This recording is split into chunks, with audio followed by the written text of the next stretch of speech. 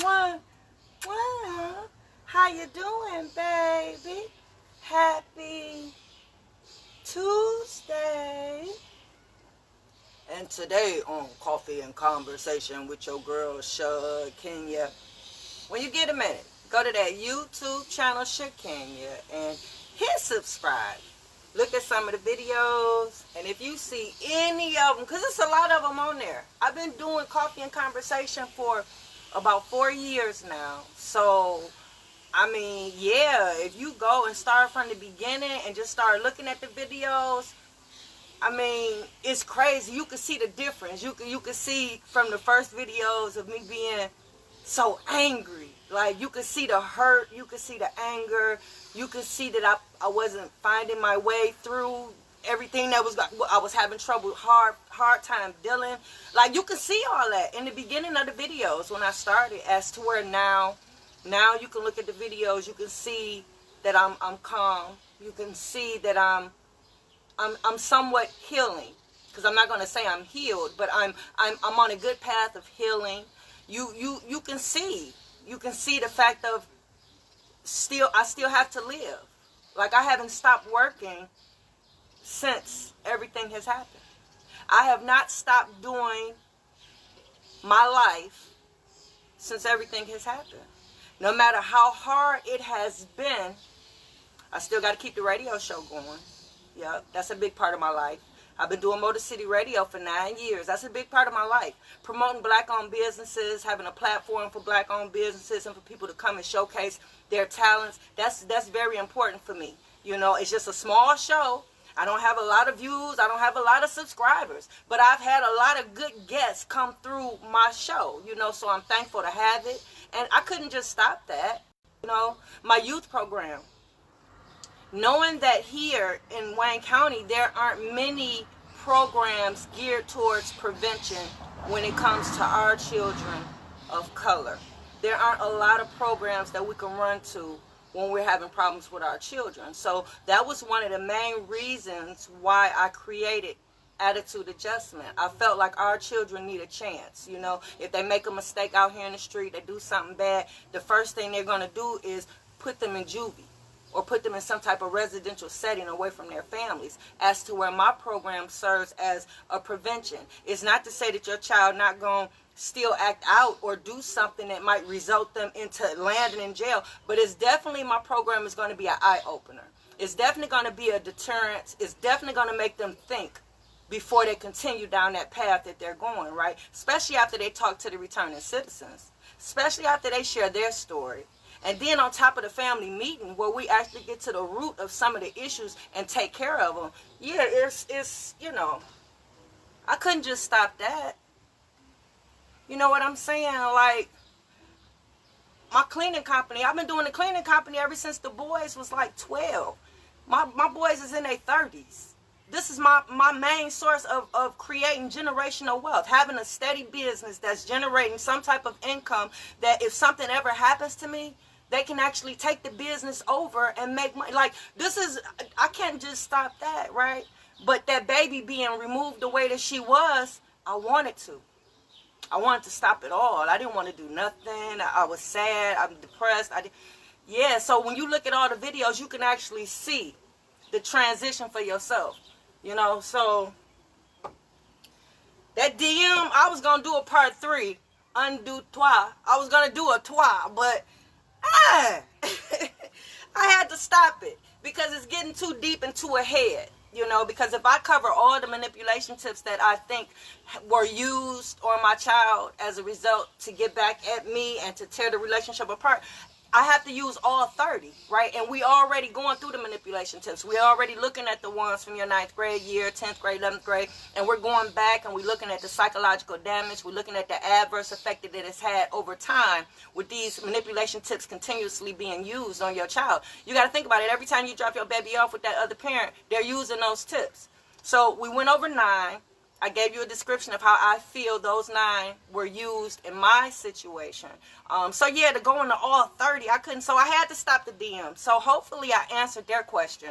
Hopefully they can notice if your child is being manipulated by somebody, if manipulation tips are being used, or if the child is being influenced by somebody to cause them to act out or to put strain on the relationship. And that's hard to do. That's not hard to do, to find out who your child has been influenced by. You know, you can go to the school, you can talk to the teacher, you know, you can find a little bit about some of the kids that your children play with and hang around with at the school. You can see if the behaviors came from there. If you drop your children off at daycare, you can go to the daycare and see what's going on there. Sit all day if you have to. See how the children interact with one another. Talk to the daycare provider to see if it's any tension or friction there, if it's any children there that has bad habits that they're bringing. You know what I'm saying? So it's a way to narrow down and find out why your child acts the way they act, all the way down to if manipulation tips are being used by your baby mama or your baby daddy. So hopefully I help you in these segments, you know what I'm saying? So I'm going to cut the DM and we're going to get back. We're going to get back to what we were talking about, which was the relationships and the manipulation tips and the disorders. So it's all bundled up because this is your senior year. So you should be able to handle everything that I talk about. So,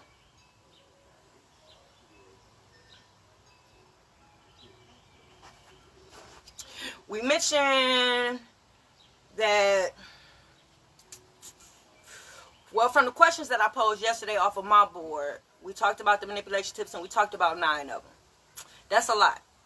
That's a lot. That means every time your child is being dropped off, all those things are being done. So if somebody's taking the time to have an inappropriate conversation with your child and sit down and talk to your child about all the parenting concerns that they have about you, the whole time your child is there, this is what's going on.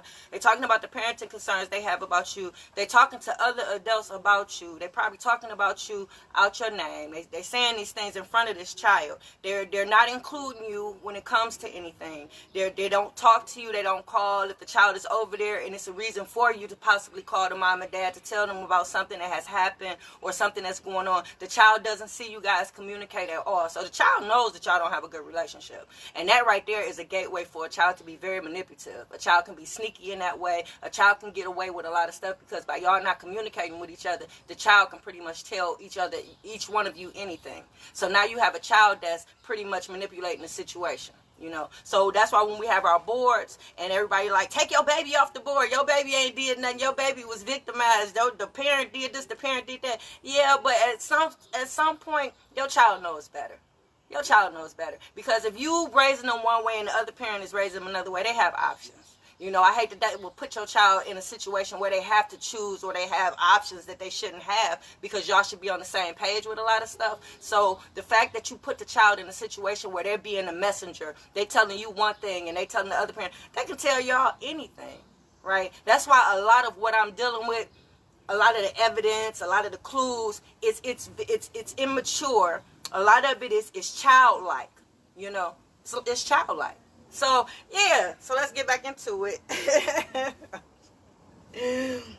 So like I told you, I know all 30 were used in my case. All I had them involved in, everything I had them involved in, everything I was doing with them, you know,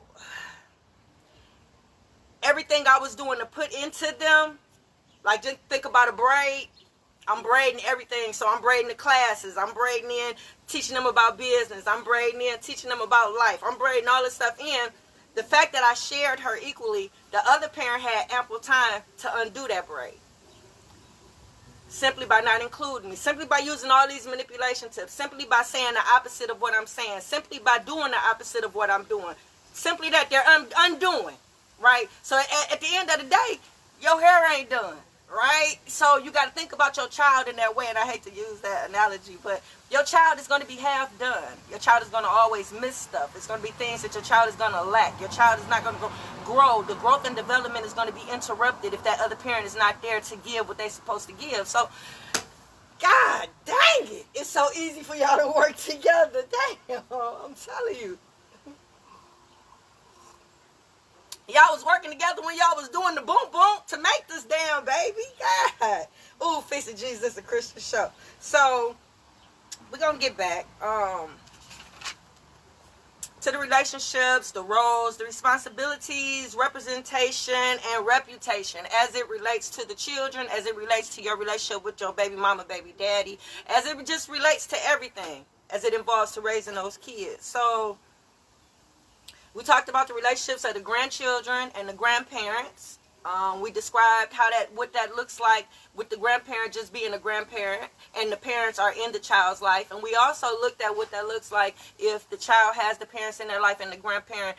Sometimes you might have to set up boundaries. Yep, you got some grandparents that might overstep their boundaries and cross the line, and don't know how to stay in their place, right? So when the parents are involved, they are the one to take the lead with that child. And as a grandparent, you respect that. So we talked about that. We talked about the relationship with the parent and parent, baby mama and baby daddy after the breakup. And then we talked about the siblings and the importance of those relationships. We talked about the roles of the parent as it relates to keeping the siblings together, meaning it's your responsibility as a parent. If you have children outside the marriage or outside the relationship, it's your responsibility to make sure that those siblings have a relationship. It's your responsibility as a parent to make sure the siblings know one another. It's your responsibility as a parent to make sure they stay together if possible. It's so many kids that get in the system every day, foster care, get adopted out. Your parents are not able to take care. Like, that's your responsibility when you have these kids. So that term, kids didn't ask to be here, that's what it will relate to. And I say that because you have children that say that to their parents. Now that when a child says that to a parent, that means your child has been infiltrated. Somebody is influencing your child in the wrong way for your child to say that, because that's very disrespectful to say to a parent. So if you didn't know, and if you ever said that, I ain't asked to be here, no. That term relates to a parent not doing what they're supposed to do as it relates to that baby, right? So keeping those siblings together, meaning providing a stable environment so that you can have all your children that grow up together, they know each other. It's your responsibility to make sure those kids take care of one another. It's your responsibility to make sure those children are there for one another. It's your responsibility as a parent to make sure that happens. We talked about the responsibilities of the siblings. We talked about the older sibling syndrome. We talked about the middle child syndrome. And we talked about the youngest child syndrome. We talked about the responsibilities of the siblings. It breaks my heart that my children aren't closer. Like, they love each other, they have a good loving relationship, but the way I was raising them to be with one another, by the baby being pulled out in the manner that she was, it disrupted those relationships and those bonds in a way that it sent so many subliminal messages loud and clear. You know what I mean? Imagine your role, let's just say as an older brother. And you were taught to protect your younger siblings. You were taught to be a good role model, a mentor. You were taught to be a teacher in so many aspects, right? A caregiver in so many aspects, right? You have a good relationship with your siblings. You have respect for your younger siblings, meaning that just because you hold rank as the older sibling, you don't just boss them around just to boss them around. You actually, do it when it's necessary and when it's needed. You know what I'm saying? Like, you actually respect them as your little siblings, like, to where you don't have to dog them out and punish them just because you can, right? You respect them. So just imagine you doing all that. You did all that, right?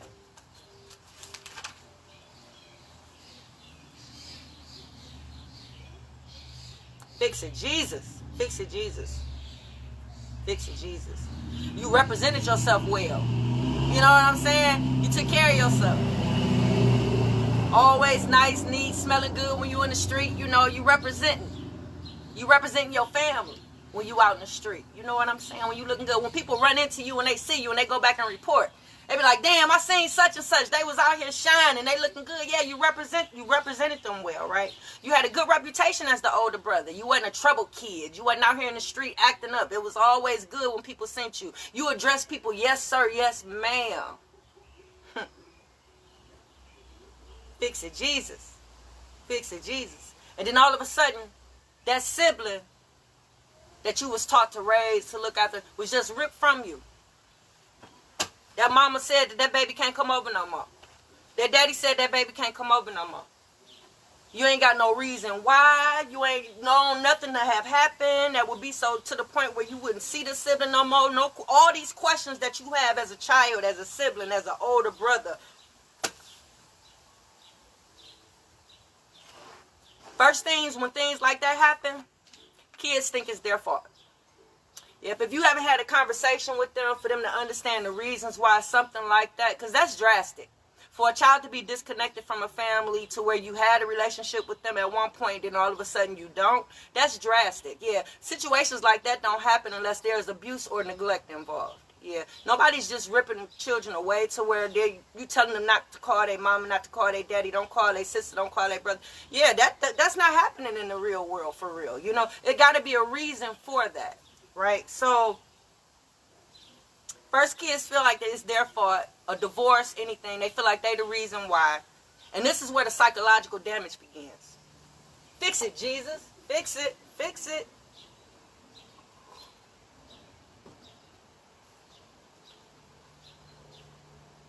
Some kids develop resentment issues as a result of that.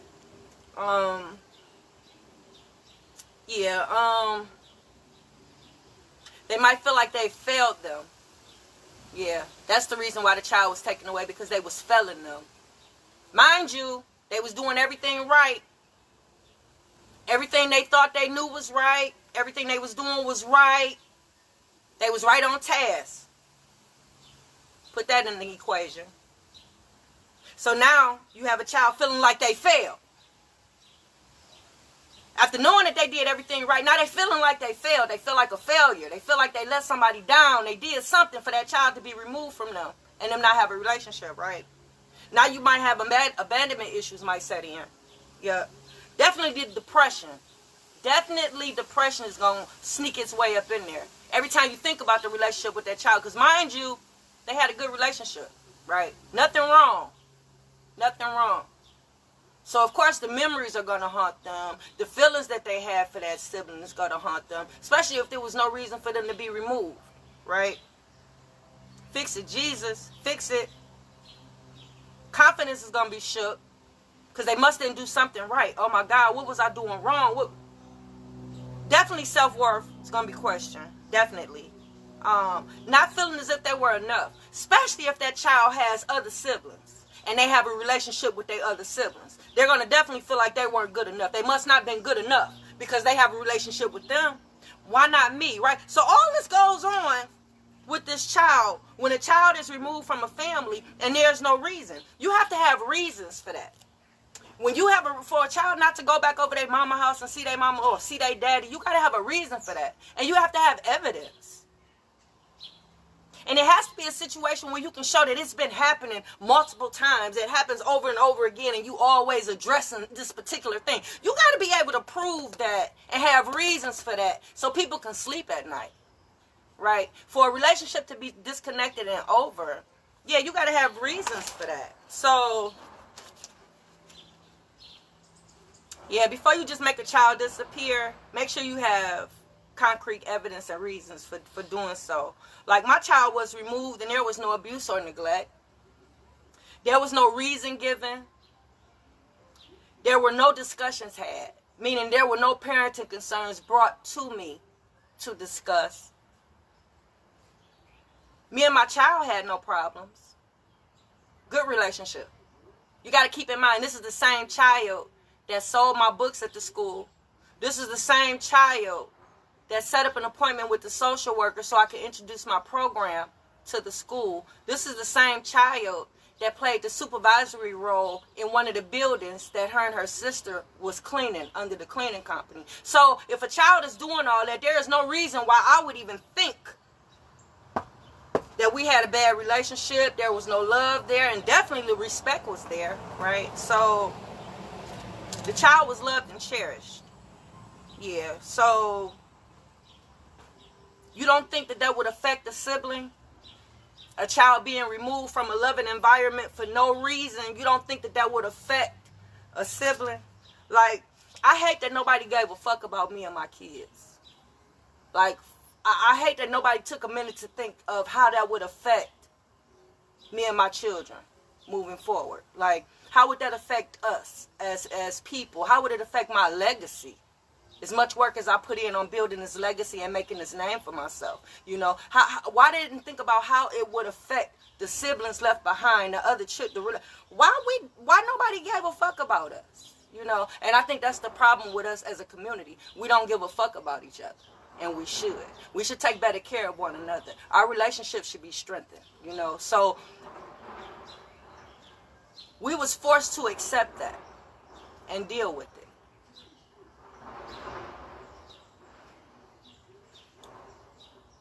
So when I talk about putting out energy and getting the same energy back, that should be an even exchange between baby mamas and baby daddies when they have children involved, right? So when you guys break up, energy that's being put out should be given back. I'll give you an example. In my case for parenting, the fact that I kept contact with him, like when she was in my care, anything came up, if I called first and he didn't answer, I would always shoot a text back. I always kept that line of communication open, even though he blocked it, right? I can open up my phone now and show you all the messages that I've ever sent. So I should have gotten that back when she went to go reside with him, you know. I dropped her off like clockwork to make sure they had a good relationship. Even the day she didn't want to go over there, I still dropped her off because he deserved equal time. Baby mama and baby daddies, y'all should be sharing those children equally if y'all able. You know, I know if you living in one state and they live in another state, it can be difficult. But if you guys are living here together in the state, we stay less than a couple miles. We can ride our bike to his house. There was no reason why it shouldn't have been a fair exchange when she stayed with him, right? So, yeah, it should have been a clockwork. When she had an issue with him, I made sure I let him know so that he can address it. Yeah, I did what I had to do on my end to make sure she didn't feel some kind of way. But then I made sure I contacted him so that he could fix it next time he talked to her or see her. Because you want to do everything you can. What I tell you in your 9th grade year, you as a parent, one of your main jobs is making sure that child loves and respects the other parent. That's your main job. You know what I'm saying? So actually, when you do that, you want to make sure that relationship stays intact. Like if she had an issue with me, I should have known about it. If he had an issue with my parenting, I should have known about it. Everything should have been done like in a manner that I did to make sure that that relationship stayed intact. So yeah, I never talked bad about him. And I never allowed her to talk bad about him. I never allowed her to disrespect him, right? That should have been done on both ends. They should have been doing the same for me. So the same energy put out should have been the same energy getting back. So guys, we're going to pick up tomorrow. Because that's it. Remember, we're getting into lectures now because you're about to graduate and go off to college with this parenting thing. So we're starting to get into lectures, but I'm trying to keep it at least 20 minutes. That's it. That's it. So we're going to jump back into the sibling relationships, and then we're going to get into the other relationships because we're getting to the core. This is the foundation. This is the beginning. This is the basis. We're going up from here, right? So making sure these relationships are intact is the most important, and we're going to pick it back up tomorrow, guys. So that's it. Coffee and conversation with your girl Shakenya. Working from home today, and I'm okay with that. I'm out, guys. Mwah. All right, guys. Facebook right on time. Hey, Miller. Thank you. Hey, Michelle. How you doing? Hey, Dion. Hey, Doug. Y'all enjoy y'all Tuesday. I'm out.